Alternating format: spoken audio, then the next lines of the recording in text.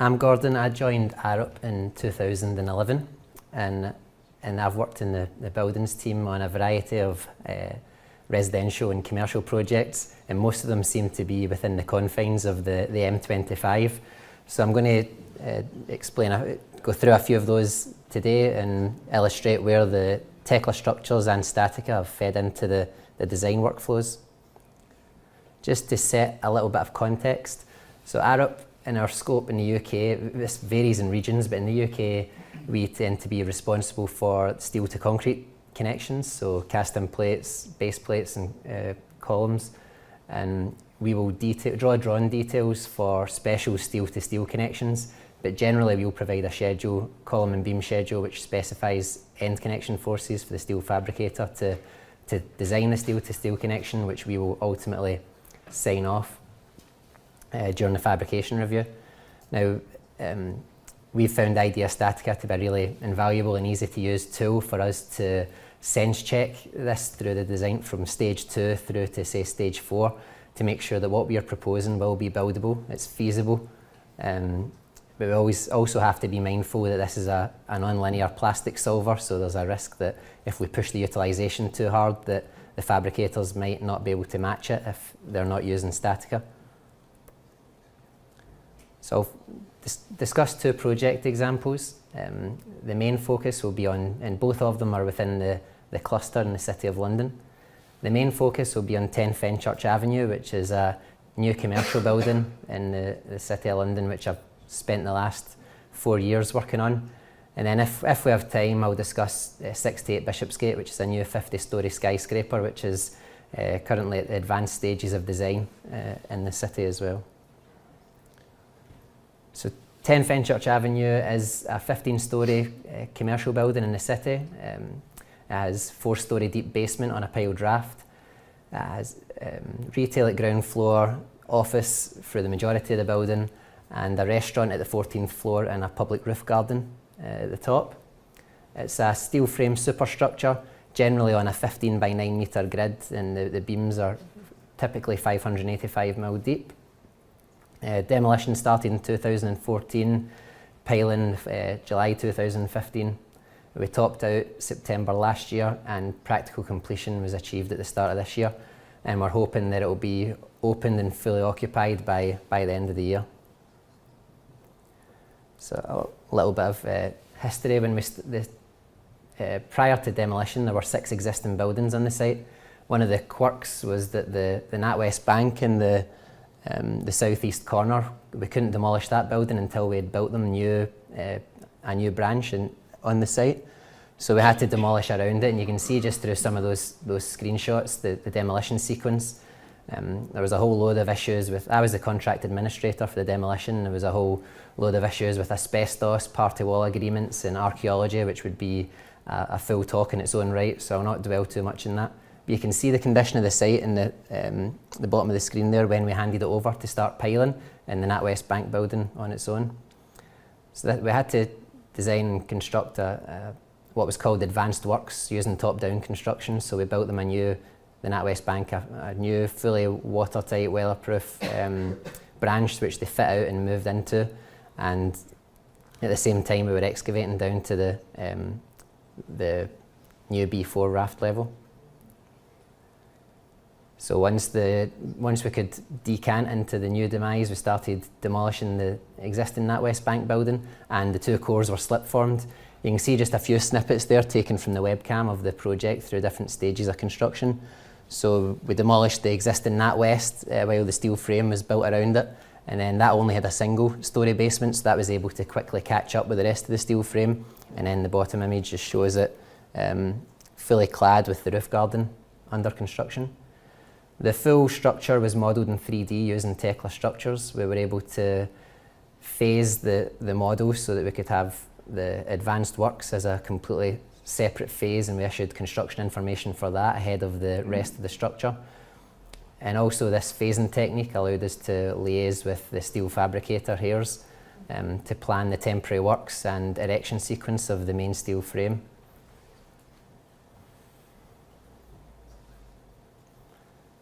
one of the many interesting design challenges for the building was that the crown, which is the top 5 stories of the building with its unusual geometry, all the perimeter columns were transferred at level 10.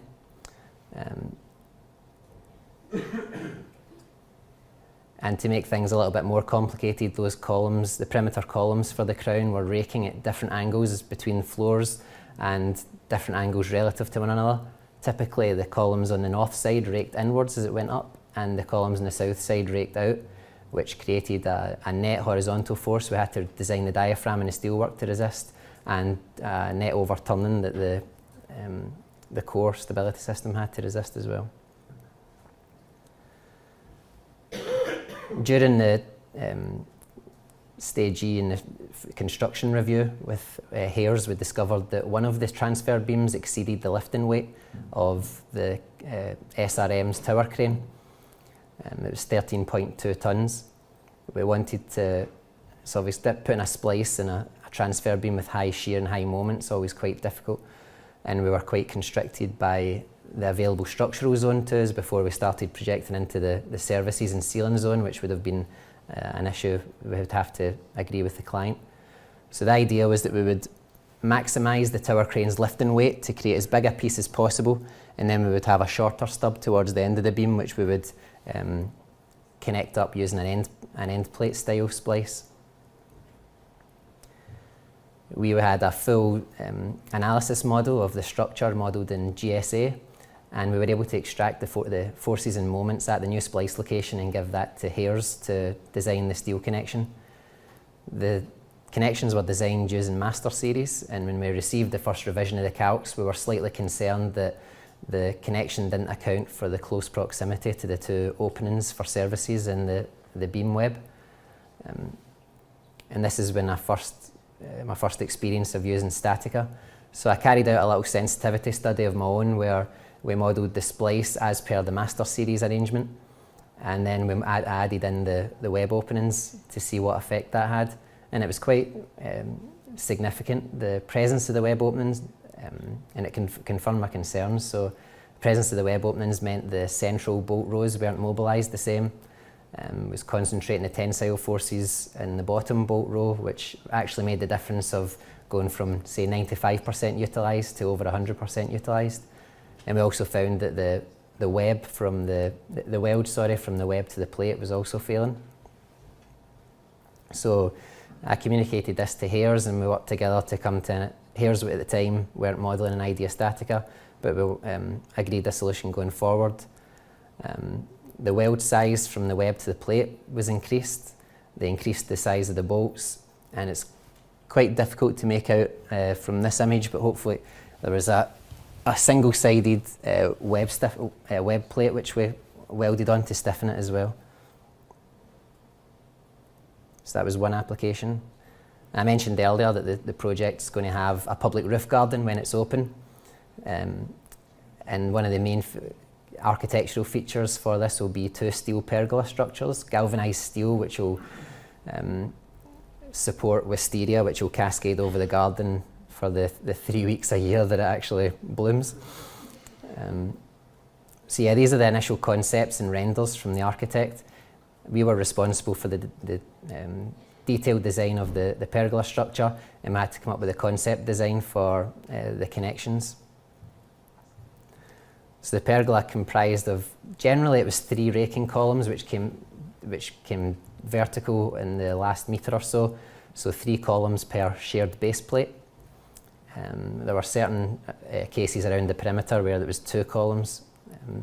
We had 8-metre primary beams forming equilateral triangles. They were at varied pitches as well. They were slightly sloping to create that effect. Infill secondaries and tertiaries. So we modelled this in GSA with it being an external steel frame. We had to consider thermal contraction and expansion, as well as snow loading and a full range of wind load directions. And we also had to account for plant replacement strategy. So they wanted to demount lots of parts of the pergola in certain scenarios to replace chillers, for example, if they failed throughout the design life of the building. That resulted in 170 load case combinations. and it quickly becomes difficult to isolate those for connection design. So we used IDEA StatiCa for a concept design of the base plates. The 3 different types, generally the 3 columns per base plate. There was 23 of those, 11 of the side-by-side, 2 in a special case where the 2 came down at a slight angle. What Statica doesn't tell you is that whereas you can theoretically model in a couple of welds, I don't know how you would weld all 3 sides in here, for example, but it was something that we resolved later on. So yeah, I was able to identify which column base plates were critical and create a series of load combinations in IDEA StatiCa. It was a manual extraction process really of looking at the forces and moments, and this was all done in IDEA StatiCa 8 and applying them from GSA to the members in Statica. Some of the things we were concerned about were for bidirectional forces and moments and several elements on a column base plate was how to resolve that, to look at the resultant forces in our holding down bolts, and how do we check the bearing stress in the concrete as well. And that was the contact operation in Statica was fantastic for that. So we were able to design the holding down bolts and the concrete upstands, check things weren't failing with some assurance. There's one of the pergola columns being installed to get around the fact that we couldn't weld all 3 in the inside face. During the detailed design with Littlehampton, who were the steel fabricator, we ran a 6mm fillet weld through the length of the vertical element before they splayed out. These connections are all hidden within the finishes. They're typically within planters, obviously, so that the wisteria can grow up and cascade across it. So we had up to 800mm of substrate that these were buried in, and then the finishes on top. And these are some images of the roof garden as it was in the summer. So they're just putting on some of the final touches, getting ready for its public opening, which we hope will be in the next month or so. And then some more. This is the very early signs of the wisteria growing up. So fast forward 5 years, and the hope is that that's grown and cascaded over all the pergola, and it will create a really beautiful space to spend time. We've also been appointed as by the fit-out team to provide structural engineering services for the interventions that they're proposing. The main tenant for the office is M&G Investments, and TP Bennett were doing the architectural design. So the interventions include breaking out sections of slab to introduce new internal staircases, and we also had a new Wintergarden staircase which connected the transfer floor at level 10 to level 11. Again, we were responsible for the concept design for the staircase, and the detailed design was carried out by the supplier, the fabricator.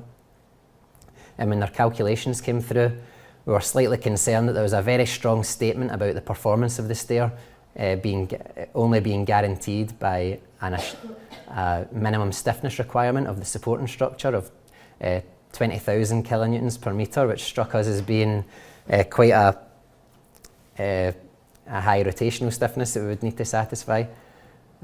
So we were a little bit concerned by that.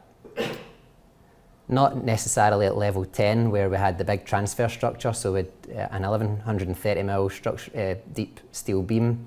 We had designed some concrete plinths which we detailed in the 3D reinforcement in Tekla structures. It was more at the top landing where it connected to the level 11 structure. So as Theodore demonstrated the link with Tekla structures, we were able to, because we had a Tekla structural model of the full building, we were able to easily take the geometry, bolts, plates, welds, and export that straight to IDEA StatiCa to apply the forces and moments. And to provide flexibility, we had designed the Wintergarden to be infilled at any point, so we weren't necessarily concerned with the strength of the connections. We just wanted to get an idea of what the rotational stiffness might be. So if we took the analysis model and pinned everything, as you would assume, red indicates where the deflection wouldn't satisfy the stiffness requirements, and if you fully fix them, we were okay. And in reality, we knew we would be somewhere in between, but we didn't know whether we would be on the high or low side of that. So I embarked on an iterative workflow with between GSA and IDEA StatiCa using the stiffness solver, where first extracted forces and moments from GSA, applied them to Statica to run through and estimate a stiffness for us, which we then fed back into GSA, the load redistributed, and after a couple of iterations it started to converge. At least it converged enough for us to be satisfied that it wouldn't fundamentally affect what we were concerned with. And yeah, we were able to demonstrate that the stiffness did meet the requirements that the fabricator had specified in their calculations. So that was great.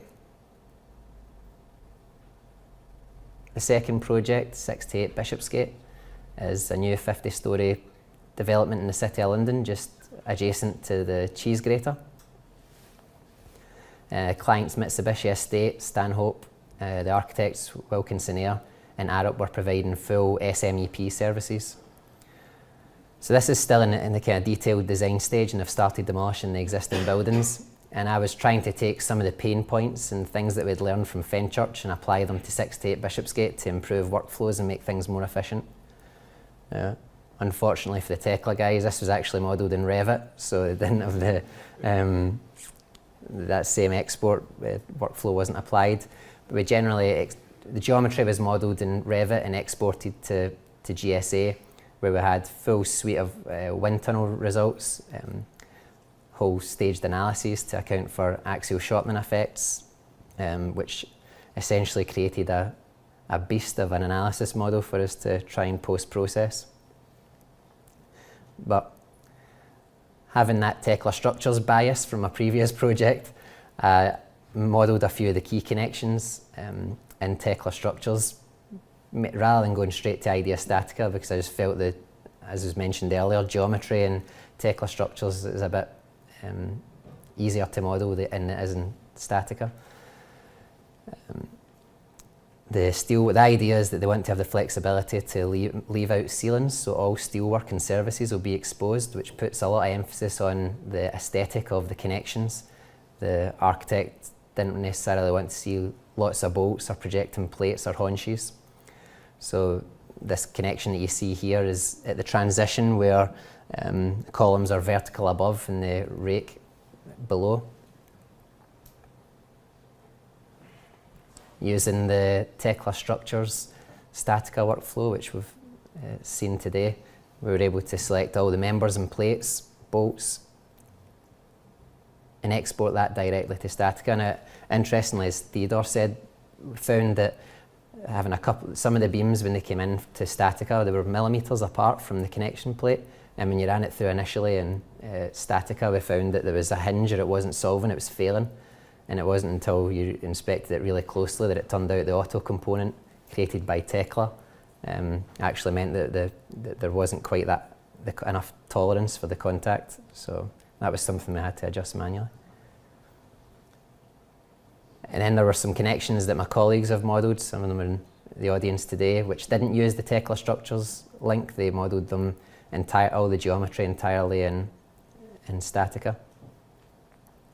And this has proved to be, as I mentioned earlier, a really useful tool for us to QA or make sure that what we are proposing and drawing through the design phase is actually feasible, and it won't result in conflict with the steel fabricators later on when they say it's going to cost a lot more than what the cost plan had originally allocated to it. And just to finish up, one of the things that's in development, we've seen the example with Tekla Structural Designer. Our colleagues in Oasis are looking to develop a similar link with Oasis GSA, and this was really from feedback from me about how you could get the operations in Statica are great. You can apply bolts, connections, stiffeners with relative ease because of all the templates, but for multi-node connections, sometimes getting the the geometry correct, I think where things are at different angles can be quite difficult to map. And then if you have several load cases, bidirectional forces, extracting those from an analysis model and knowing what to isolate can also be quite difficult. So we have a working example from GSA, which is based on the steel pergola I mentioned earlier, where we isolated one node, exported the geometry and the forces for one load case, and then I've manually created the plates that you see in the bottom corner there. So yeah, hopefully that's given a little insight into various applications that we've used in Arup, and it's certainly a tool that's becoming more and more popular in the group, and I'm sure that we'll be able to take advantage of some of these new developments in 9.1. So thanks very much. If anyone